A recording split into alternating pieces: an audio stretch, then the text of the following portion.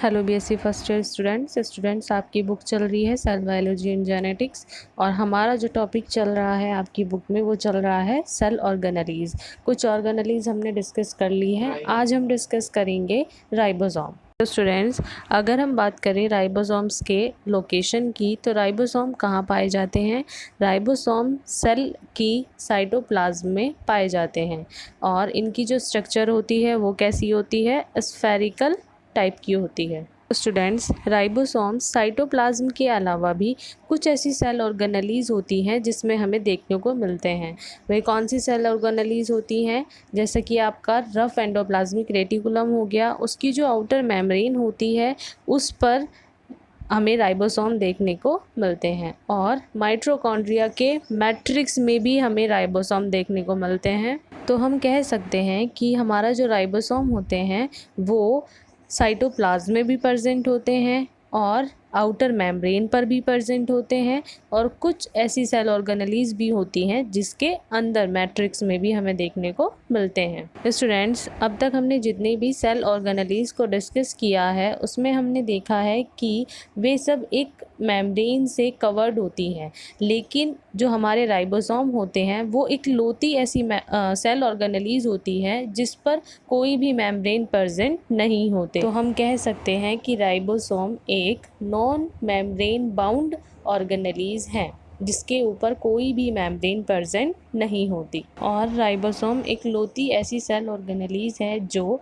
Eukaryotic cell के साथ साथ प्रोकैरियोटिक सेल्स के अंदर भी पाई जाती है। तो स्टूडेंट्स, राइबोसोम बाकी सभी सेल ऑर्गेनेलीज से किस तरीके से डिफरेंट है कि उन पर सेल मेम्ब्रेन नहीं पाई जाती और ये प्रोकैरियोटिक सेल्स के अंदर भी पाए जाते हैं, जबकि हमारी जितनी भी सेल ऑर्गेनेलीज हैं उनमें हमने देखा है कि वो सभी यूकैरियोटिक सेल्स के अंदर पाई जाती हैं और उन पर आउटर मेम्ब्रेन प्रेजेंट होती है। राइबोसोम टर्म किसने दी थी? पैलिड ने। स्टूडेंट्स, जब हम किसी भी सेल का डायग्राम देखते हैं तो उसमें जो हमें राउंड शेप की स्ट्रक्चर देखने को मिलती है उनको हम राइबोसोम्स बोलते हैं, लेकिन जब हम माइक्रोस्कोप के थ्रू इनकी स्ट्रक्चर को देखते हैं तो वहाँ पर हमें पता चलता है कि ये दो सब यूनिट से मिलकर बनी होती है। स्टूडेंट्स, अगर हम बात करें राइबोसोम के एक्चुअल स्ट्रक्चर की तो वो दो सब यूनिट से मिलकर बना होता है। वे कौन कौन सी होती है? एक लार्ज सब यूनिट और एक स्मॉल सब यूनिट। तो जो लार्ज सब यूनिट होती है राइबोसोम की उस पर 3 साइट प्रेजेंट होती हैं, और जो स्मॉल सब यूनिट होती हैं राइबोसोम की उस पर एक साइट प्रेजेंट होती है। स्टूडेंट्स, राइबोसोम की जो स्मॉल सब यूनिट होती है उस पर एक साइट प्रेजेंट होती है और उस साइट पर mRNA आकर जुड़ता है, इसीलिए उसको mRNA बाइंडिंग साइट भी बोला जाता है। और जबकि जो लार्ज सब यूनिट होती है राइबोसोम की उस पर 3 साइट प्रेजेंट होती है। कौन कौन सी? ए साइट, पी साइट और ई साइट। तो स्टूडेंट्स, पी साइट को क्या बोला जाता है? पेप्टाइडल या फिर डोनर साइट भी बोला जाता है। क्यों? क्योंकि यहाँ पर पेप्टाइड बॉन्ड का फॉर्मेशन होता है।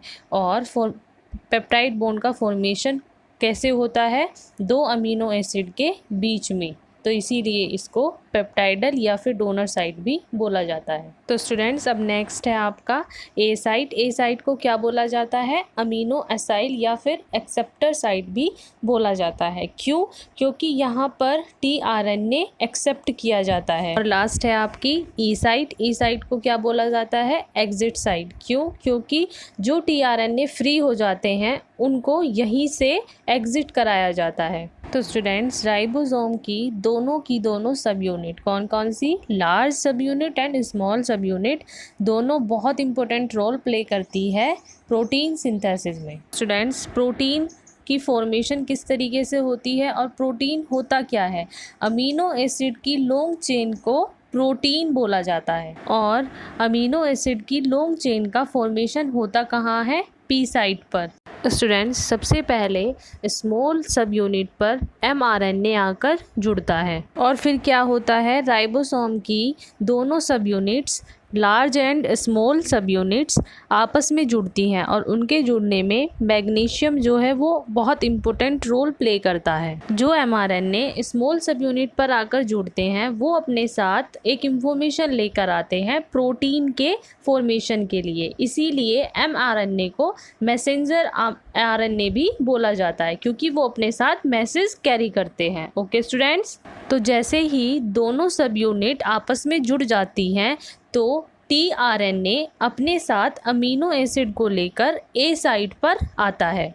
एक के बाद एक tRNA अमीनो एसिड्स को लेकर आते रहते हैं और पी साइट पर इनके बीच में पेप्टाइड बॉन्ड बनते रहते हैं, जिसकी वजह से एक बहुत लंबी पॉलीपेप्टाइड चेन बन जाती है अमीनो एसिड की, और इन्हीं पॉलीपेप्टाइड चेन को हम क्या बोलते हैं? प्रोटीन बोलते हैं। स्टूडेंट्स, mRNA से प्रोटीन का बनना ट्रांसलेशन कहलाता है और ट्रांसलेशन का जो आपका टॉपिक है वो आगे हम जेनेटिक्स में डिस्कस करेंगे। तो स्टूडेंट्स, अब हम बात करते हैं राइबोसोम की। प्रोकैरियोटिक एंड यूकैरियोटिक सेल्स के अंदर राइबोसोम्स पाए जाते हैं और दोनों ही सेल में अलग अलग राइबोसोम्स हमें देखने को मिलते हैं। प्रोकैरियोटिक सेल्स के अंदर 70S टाइप के राइबोसोम्स प्रेजेंट होते हैं और यूकैरियोटिक सेल्स के अंदर 80S टाइप के राइबोसोम प्रेजेंट होते हैं। स्टूडेंट्स, ये S क्या होता है? सेडिमेंटेशन कॉफिशिएंट या फिर सैडबर्ग यूनिट। और सैडबर्ग यूनिट इसको क्यों बोला जाता है? साइंटिस्ट के नेम पर इसका नाम सैडबर्ग यूनिट पड़ा। ओके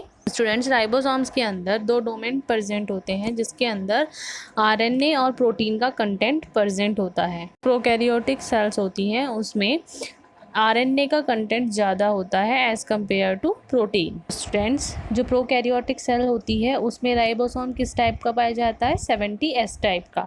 लेकिन जो उसमें यूनिट्स बटी होती हैं वो किस तरीके से बटी होती है? 30S टाइप का जो हमारा राइबोसोम होता है वो स्मॉलर सब यूनिट होती हैं और जो 50S होता है वो लार्जेस्ट सब यूनिट होती है प्रोकैरियोटिक सेल के अंदर। और इसी तरीके से यूकैरियोटिक सेल में राइबोसोम्स किस टाइप के पाए जाते हैं? 80S टाइप के। और जो स्मॉलर यूनिट होती है वो कितनी होती है? 40S टाइप की। और जो लार्जेस्ट सब यूनिट होती है वो कितनी होती है? 60S टाइप की। ओके स्टूडेंट्स, अगर हम बात करें RNA की तो प्रोकैरियोटिक सेल के अंदर 20S, 5S and 16S type के RNA प्रेजेंट होते हैं। कैरियोटिक सेल में लार्जेस्ट सब यूनिट जो है वो है 50S और जो स्मॉलेस्ट यूनिट है वो है 30S। तरीके से अगर हम बात करें यूकैरियोटिक सेल की तो उसमें किस टाइप का RNA प्रेजेंट होता है? 28S, 5S, 5.8S, 18S type का RNA प्रेजेंट होता है यूकैरियोटिक सेल के अंदर। तो स्टूडेंट्स, अब हम बात करें अगर राइबोसोम के फंक्शन की तो राइबोसोम का फंक्शन क्या होता है? प्रोटीन सिंथेसिस का। और जो ये प्रोटीन सिंथेसिस होता है वो 3 स्टेजेस में डिवाइड होता है, यानी कि 3 पार्ट में डिवाइड होता है। फर्स्ट इनिशिएशन एंड सेकंड है आपका एलोंगेशन एंड थर्ड है आपका टर्मिनेशन। ये हम डिस्कस करेंगे डिटेल में जब आपका जेनेटिक्स करेंगे। ओके स्टूडेंट्स, तो स्टूडेंट्स ये था आज आपका topic ribosomes. I hope students आपको अच्छे से सब क्लियर हो जाए और किसी भी स्टूडेंट्स को कुछ भी डाउट हो तो आप मुझसे पूछ सकते हैं। Thank you students.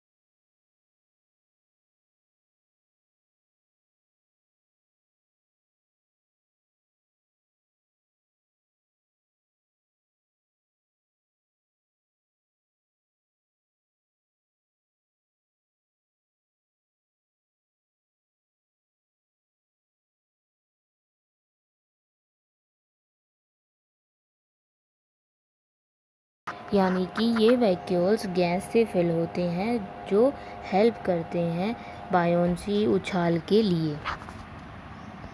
तो वैक्यूल के अगर फंक्शन की हम बात करें तो वैक्यूल का जो मेन फंक्शन देखा गया है वो होता है स्टोरेज में। और एनिमल सेल्स के अंदर बहुत सारे वैक्यूल्स पाए जाते हैं जिनके अंदर फूड को स्टोर किया जाता है। तो हम कह सकते हैं